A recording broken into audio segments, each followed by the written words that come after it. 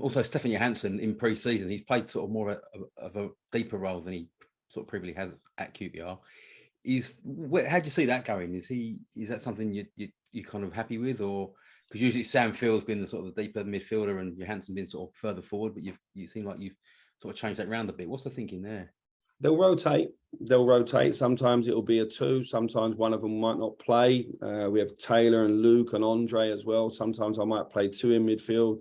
I think it's important to get the best out of Stefan in terms of his passing quality. So therefore, can I get him more central and get him more time on the ball? I think if you're then going to press Stefan, you maybe can't press Chris and Ilias, who are playing on the next line. So it's about giving everybody an opportunity in pre-season. I've looked at them in all different areas.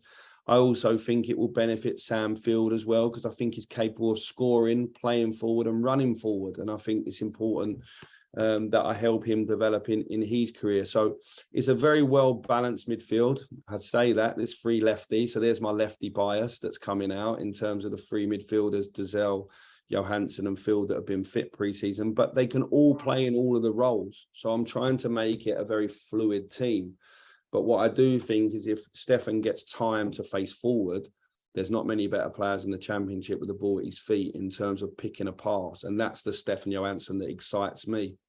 The higher up the pitch he is, it's harder for him to get face forwards. So he'll get a chance to get up there. Sam won't always play on the side. Sam will also have time playing in the middle as well. But I think for Sam's development, I want to see him running forward and playing forward more. And I've got high hopes for Sam Field. So it's important that I develop that. And perhaps it's Andre Dazel that will go in that position next rather than Sam. Okay. And just with the addition of, I'll get this right now, Taylor Richards and Tyler Roberts, that's going to confuse me all season. But Taylor Richards, just that energy and pace in midfield that was perhaps lacking last year. Is that how you saw it when you sort of wanted to bring him in?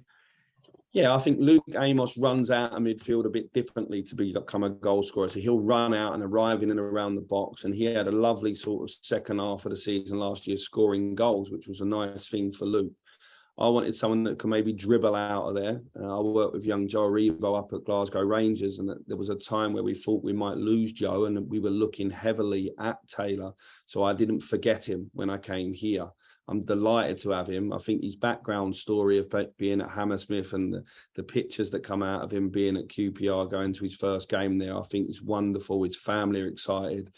I don't want to rush him too soon because he's not had a pre-season at Brighton, but Taylor's got the opportunity he can play as a central 10 on his own. He can play as a right or left 8. He can play as a wide attacker as well.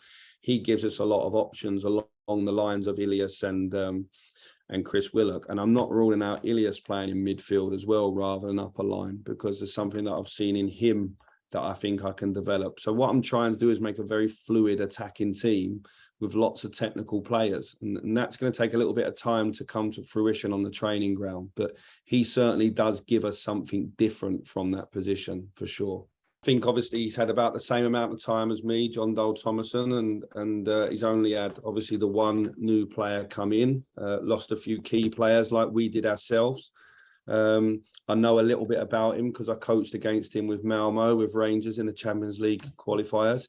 He got one over us back then, so I'm seeking revenge, if you like. I think the two teams are very similar in terms of their seasons last year. Some really good young players. Both teams were sort of impressing themselves, wasn't they, up until the last third of the season and fell away. And me and John have got opportunities off of the back of that, maybe, where I thought the two managers last year both did fine jobs, if I'm honest. So no, I'm looking forward to the game.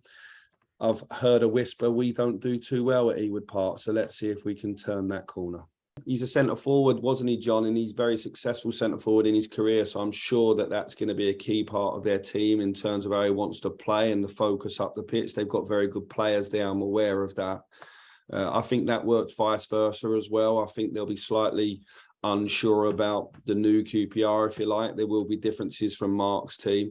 I think it's a really intriguing game, actually. I think there's two good teams who had good seasons last year and fell away, and I think that the motivation for both will be extremely high. And so, yeah, I think that likewise with us, they've got one or two players that are maybe interested in one or two other clubs as well. So I think how you start the window might not be how you end it, if that makes sense.